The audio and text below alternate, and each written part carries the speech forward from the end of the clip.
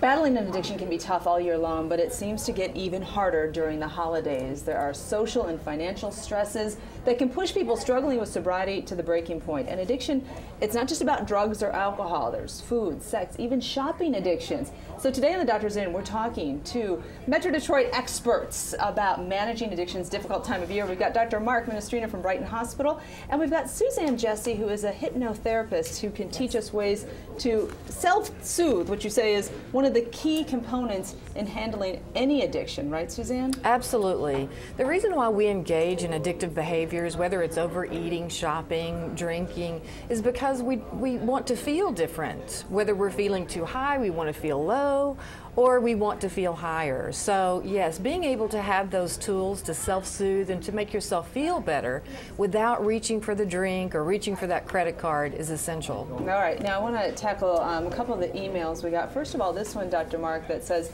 we'll just sort of paraphrase, but my grandson has overdosed on heroin a couple times. He was arrested. He's gone through rehab. Now his two brothers and their families let him live with them, and I do too. He steals from us. He lies to us.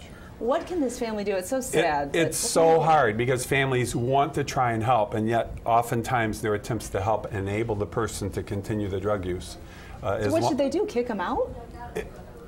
Perhaps, yeah. Because nobody that I've ever treated for an addiction has come in on a winning streak or because their life's going well. And so families, they need support to do this because it's very difficult.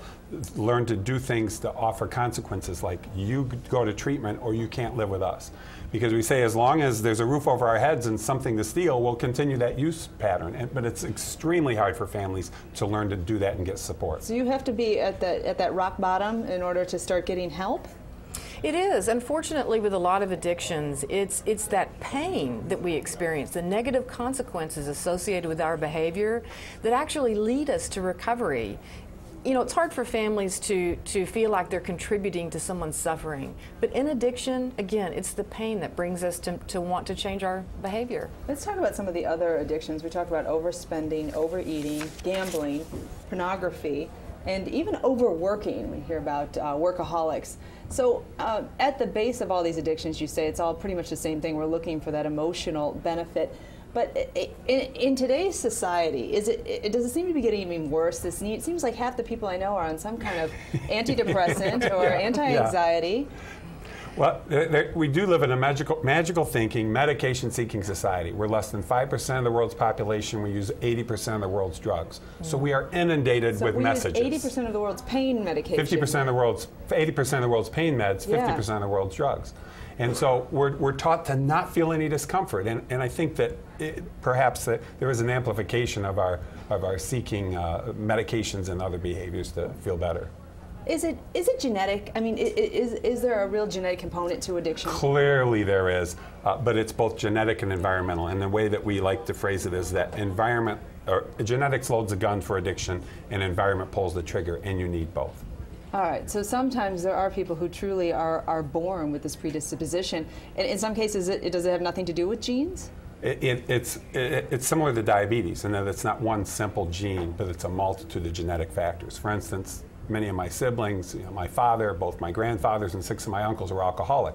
I assure you, growing up, I didn't want to be an alcoholic, yet that's what happened. All right, Suzanne, when people are at holiday parties or even just with family members and feeling that pressure, what are some ways that and really we can all benefit from this, addicts or not, but that you do some of this self-soothing or you resist that temptation?